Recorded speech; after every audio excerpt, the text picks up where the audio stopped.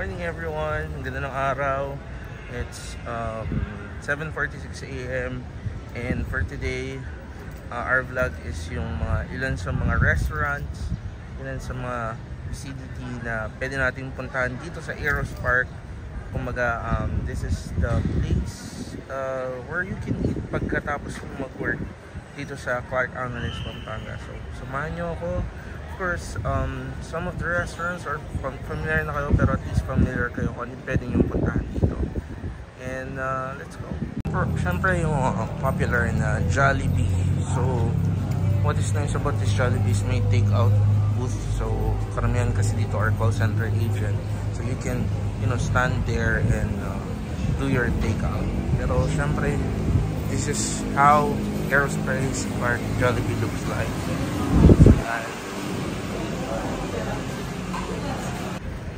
Of course, alam na natin yung mga typical food na meron sa Jollibee, like this mix and match combos.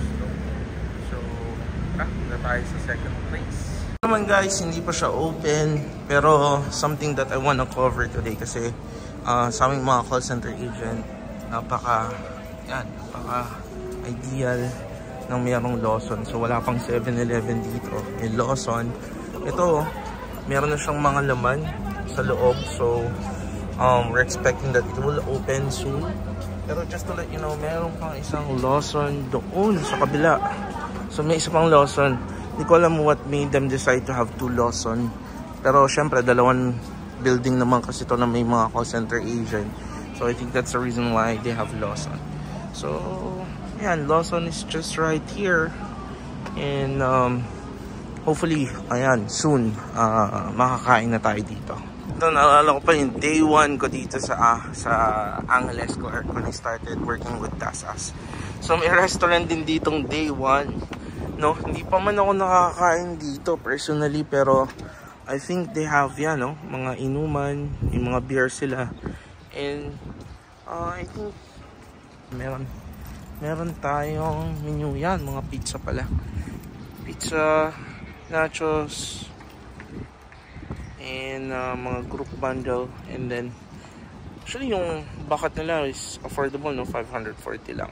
Again, that's with day 1 dito sa may Aerospace Park. Kasi nyo may mga bukas pa ring vicinity dito. Yan, kagaya nito. Hindi ko alam kung ayan na yung pangalan ng restaurant itself. Maranupka. So of course we're in Pampanga, so I think that's Kapampangan. Maranupka ing kusina malapit ning Umuklat. Soon to open soon. Meron kasing establishment dito, so may paborito kaming kainan ng goto, ng mga fishball, pero eventually kasi tinanggal na, natapos na ata yung contract nila. Kaya yun, yung mga nandito lang muna yung tinitake advantage namin. Ito naman, first one of our favorites sa mga coffee lover. Ako hindi naman ako sobrang coffee lover, pero yun, what I normally buy here is the Choco Java chip. And what is nice about Starbucks is Starbucks. Yung aroma ng coffee, yung ambience, something that you can enjoy with.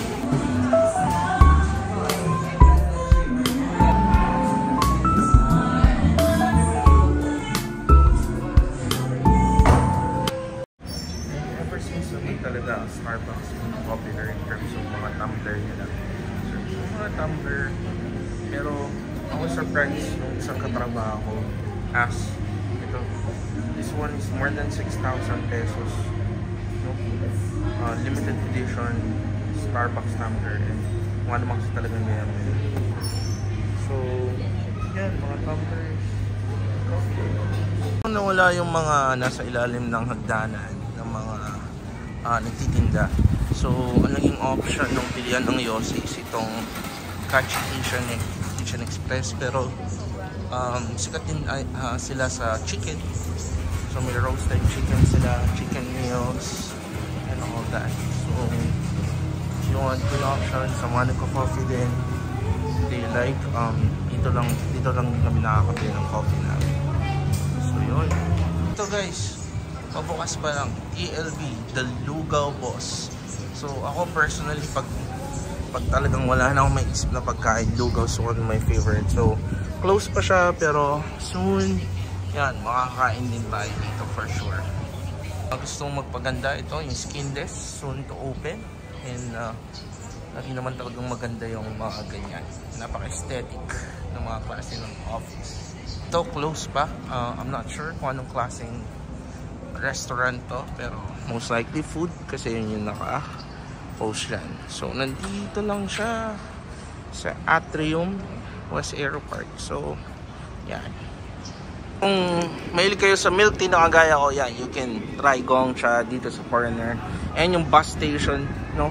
Yung bus stop namin na from here to SM Clark. So yan yung Gongcha.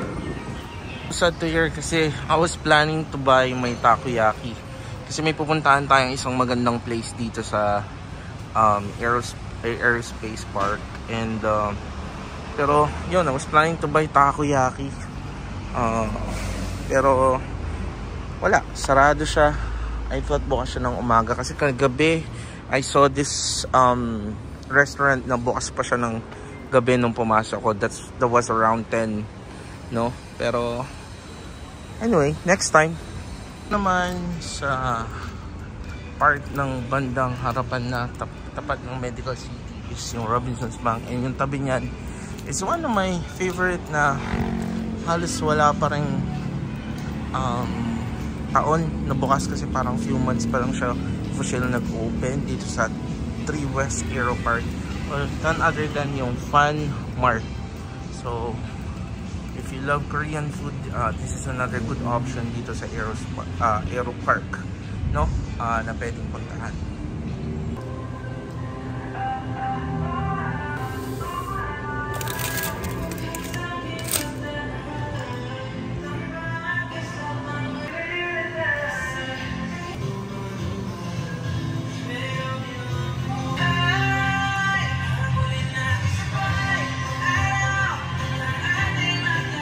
Sounds nice.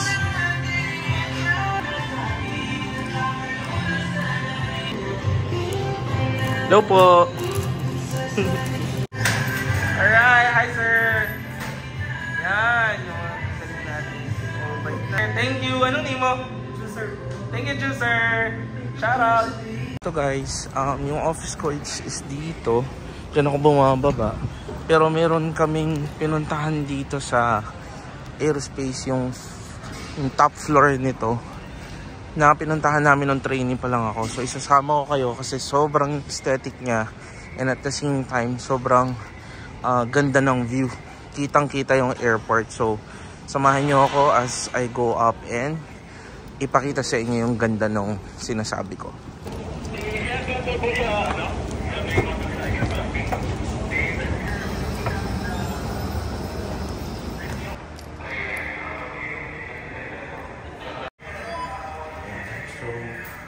Tayong roof deck. So kinabahan ako kasi akala ko hindi ko kaya akong makiat. Kasi as far as I know, nung bago nung pinakit mo kami. So yun, may access pa naman tayo. So yun, makapunta tayo. Kasama ko kayo dun sa roof deck nitong building 1 or 1A West Aero Park building. Ganda doon, promise.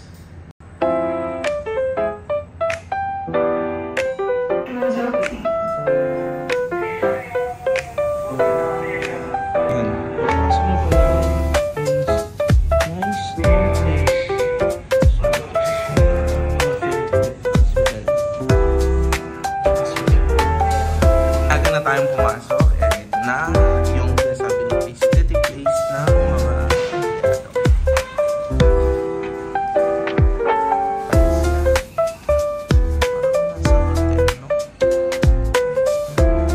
meron kaming ganito sa office, parang naging, pero phone booth, pag magtitake ka ng call, pwede ka palang mag-call dito. So phone booth is best with quick call meetings. And let's make it quick. Alright, yan guys. Where you can stay, meeting, observe. Ito yung favorite scene na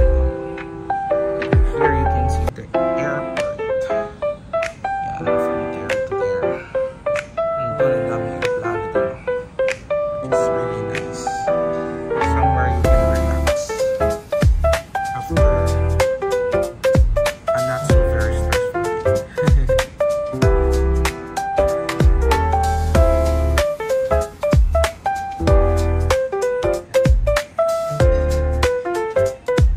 Gusto mo namang makalanghap ng sariwang hangin, you can go outside. Actually, may daan din doon. Pero from that way, you can go outside. And dito kami nagpicture-picture ng mga ka-wave ko when we started our first few classes sa work. Pero dito, yan, you can see Medical City, Clark, TMC Clark. Nandyan siya, yan, TMC Clark. Pero behind that is again the airport. And dito, sobrang fresh ng hangin. Gusto mo lang magmuni-muni and ma-relax. This is a nice place to stay in.